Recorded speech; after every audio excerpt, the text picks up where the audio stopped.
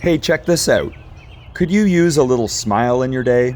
Or perhaps a little giggle? Does life feel a little nutty? Maybe it feels like you're being flushed down a little potty. Perhaps something's missing in life right now, something little and cute with racing stripes. You might be suffering from CDS, Chipmunk Deficiency Syndrome. We understand, and we're here to help. Welcome to a Chipmunk Tale, the story of the unforgettable summer we had with the chipmunks. To begin this adorable journey, we're going to get started on the right foot, even though that's technically the chipmunk's left foot. According to experts, if you want to make friends, you should figure out the way others most prefer to be appreciated. Many people prefer nice words, favors to help out, quality time, touch, or gifts. But if you want to win over the chipmunks, they have their own category: peanuts. Chipmunks live in little holes in the ground, so it's easy to find them and leave a parade of peanuts. Giving them snacks and sending them love might put them in a good mood, which could overpower those fear instincts just a little, so they'll be more likely to come around and be friendly. We learned chipmunks appreciate other food too. Here's one taking a pit stop to enjoy a peach. Chipmunks and peaches make a great pair. Here's one having some watermelon. Don't you just love this little darling? Isn't she one in a melon? And chipmunks also love peanut butter, so spread the news. This is Snoop Chippy Chip, and he's acting out a phrase with his hands to try to get us to guess what he wants. He says all the chipmunks are thirsty from being out in the sun all day and they need water, so we provided them with their own doggy dish. There you go, Snoop. So I was working outside all summer, and the chipmunks would come around every day to see what I was up to. Sometimes I was reading, and sometimes the chipmunks would pretend that they could read too. They'd pretend they could read the big books just so that we'd think they're smart. I kept some snacks around so I could help them stuff their cheeks and make cute faces, which helped me prevent my own CDS, Chipmunk Deficiency Syndrome. No matter what's going on in life, you can always get a boost in your mood by looking at something cute. It's like therapy. For example, did you just step in a puddle and get a wet shoe? Well, to help you stay strong, here's some chipmunk therapy. Do you sometimes feel like you're burning yourself out and still people don't appreciate you? Well, we appreciate you. So here's some chipmunk therapy. Or how about this? Do you have a crush on somebody and they gave you their phone number, so you gave them a phone call, but you were really nervous, so you stuttered and repeated yourself a bunch of times, then you hung up mid-sentence, and now you would do anything to erase that message? Well, you could always have better luck tomorrow. In the meantime, here's some chipmunk therapy. Even though I was working, the chipmunks were unemployed, so I thought I would do something to help them find work. One day I was watching a chipmunk eat in slow motion, and the solution became obvious. They could be models. Look at that style. I coached them on keeping good chipper posture and how to strike a pose. Here's some of the greatest hits from their modeling portfolio last summer. Here's Count Chipula, the vampire. This is Chippy Butler, the cheerleader. There's the comedian, David Chippell. This is the Muffin. That's Andrea Bo Chippy, the opera singer. And of course, we have Princess Peach as the girl next door. Let me know who you like best. One day, one of the chipmunks looked at me and decided I could use a makeover, so I went along with it. First, they gave me the chipmunk tie, then a new hairstyle, chipmunk punk, and finally we added the classic chipmunk stash. Anyways, not only are chipmunks incredibly good at fashion, they also have amazing physical attributes. They can jump like a kangaroo. They can climb like a spider monkey. And when it comes to running, they are fast and furious. I'm sure the racing stripes help. They're good dancers too. Check out this fancy footwork. And look at these gymnastic skills. That's the chip flip right there.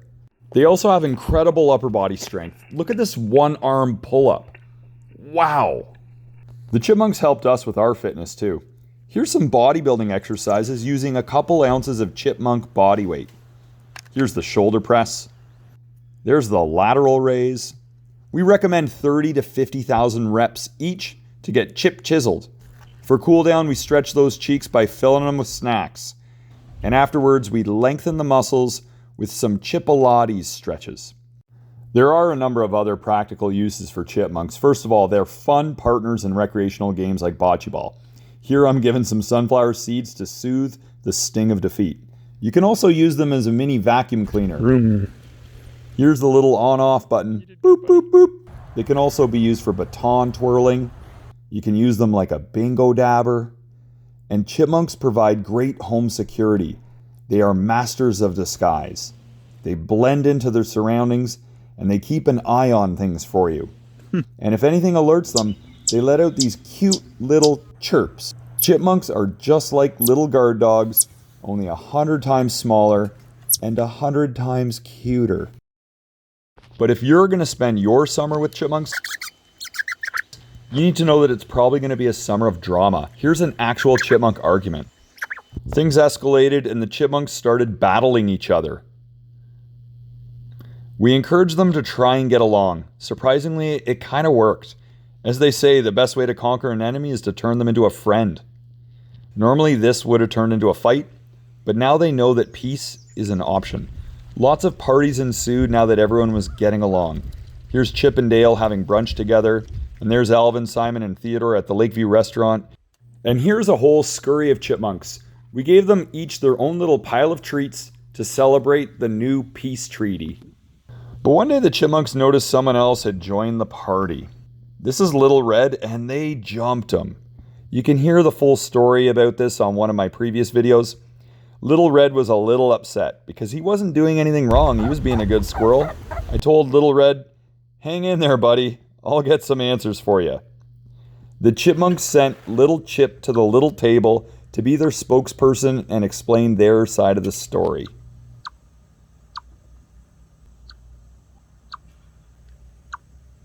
The chipmunks and Little Red came to an understanding. There was enough resources for all, enough space for everyone. They would just learn to share and take turns.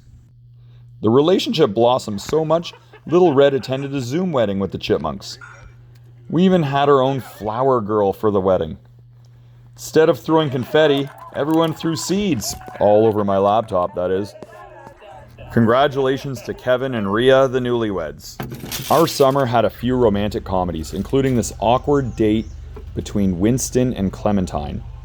They both ran out of patience, and they both ran all the way home after the date. One time we tried to set up Carl the chipmunk with a caterpillar, but seriously, with that many feet, who can afford to take a girl like that shoe shopping? There was also a toad named Chase, and he is considered a personality model, so we set him up with Princess Peach. They kissed on the first date. So after that, his name was First Base Chase. And when guests came over, nothing beats some good old chipmunk comedy. Here's when they helped me prank my mom.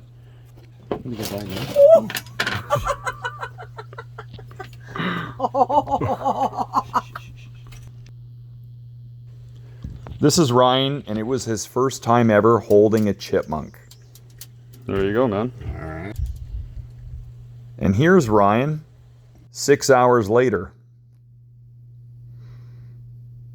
And here's Ryan, Ryan's hot dog, and Ryan's nod of approval.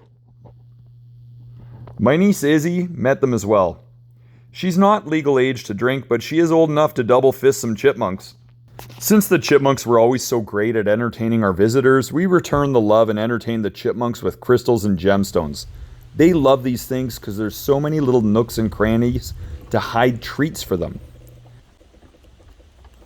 Here they are appreciating some fossilized wood. It's been crystallized right through the middle. This is Ontario amethyst, and just look at the clarity of that chipmunk's crown chakra. Random sunflower seed keg stand, just because we can. Sometimes we'd set up a cave of treasures for them to explore. We spent our summer finding happiness and creating happiness for other beings. We could have eaten all the sunflower seeds and peanuts ourselves, but sharing brings more joy. First of all, when you plan out an act of kindness like sharing, it brings good feelings. Secondly, it brings good feelings to you when you actually do it. Third, it brings good feelings to the recipient and others who witness what happens. Fourth, it brings good feelings whenever anyone thinks back to remember what happened. And fifth, doing good makes you feel better about yourself as a person. So here's something that's worth a try. If you want to get happiness, try giving happiness. If you want to help yourself, try helping others. And if you want to feel good, try doing good. You can even extend your sympathies to less evolved forms of creation, like the little furry potato that lives in the hole in the ground. But you could also leave out a morsel of food for the ants and take joy in their excitement.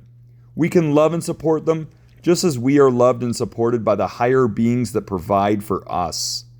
You matter. You're awesome.